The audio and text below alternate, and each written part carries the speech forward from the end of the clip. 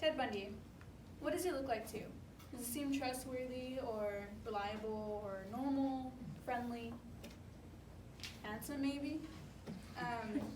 So a little bit of background. In 1970, Ted Bundy was a serial killer who would rape, kill, and murder young women, college women.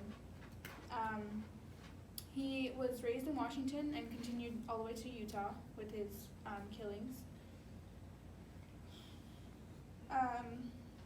So a little bit of relevance to you is knowing that history always repeats itself, and we are in a room full of young college-age girls.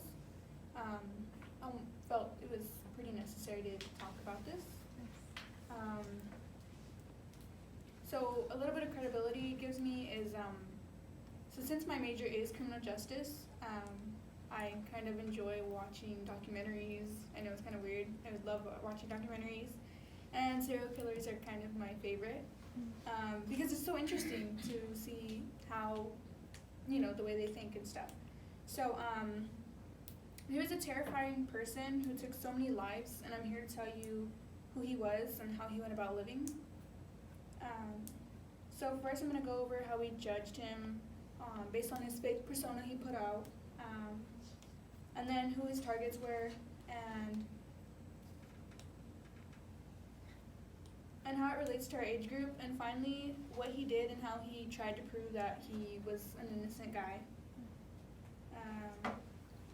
So to start off, I'm going to explain a little bit more about who he is. So in the Netflix series Conversations with the Killer, the Ted Bundy tapes, he was an all-American family. That's his family right there. He's over there. He was an all-American family. They went to church. They were very involved in their community. Although they weren't wealthy, they were relatively happy. So a little bit about his fake persona. He started to grow up, and he would pretend that anyone that would ask him about himself, he would pretend that he was a popular guy. He did well in school. He ran for school president, which none of it was true. And we all judged him based on this mask he put on. So, and because he was a handsome guy, many people believed him.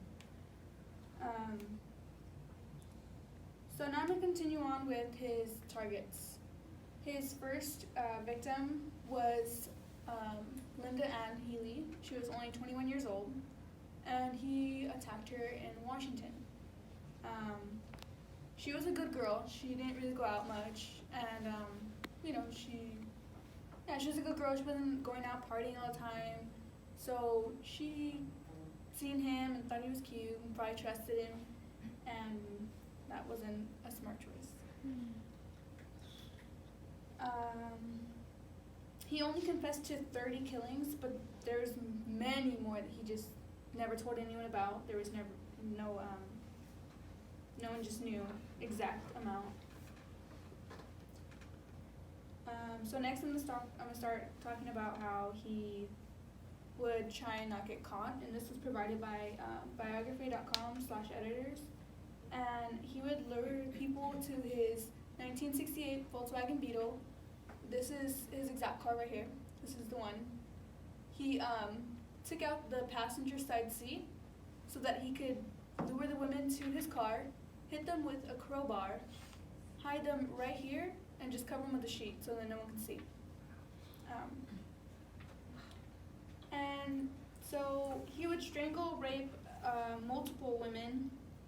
People constantly reported him as the suspect because there was people that seen him going away with these women. And he would always constantly change his appearance. Like, this guy does not look like that guy, nor that guy, or that guy. So there was a bunch of police sketches, and he would just change his appearance so that he wouldn't get caught.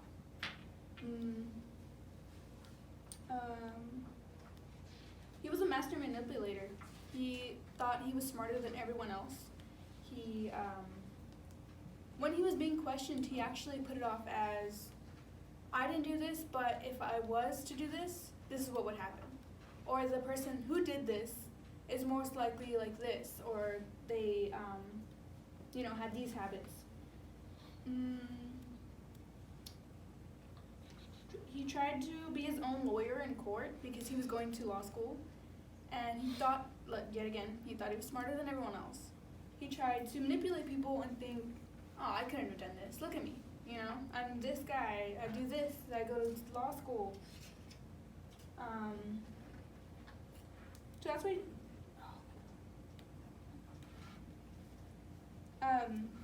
so he was actually sentenced to the electric chair because they did convict him of all the murders because he was not that great of a lawyer, clearly.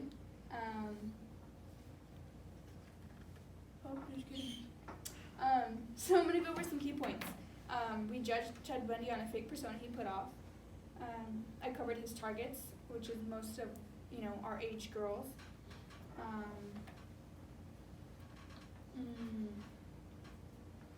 And then how he tried to get away with the murders he committed. How far is too far when trusting others? Could it cost you your life? How well do you actually judge people's characters? And you could be near someone right now who could be the next serial killer. I mean, as we all know, history always repeats itself.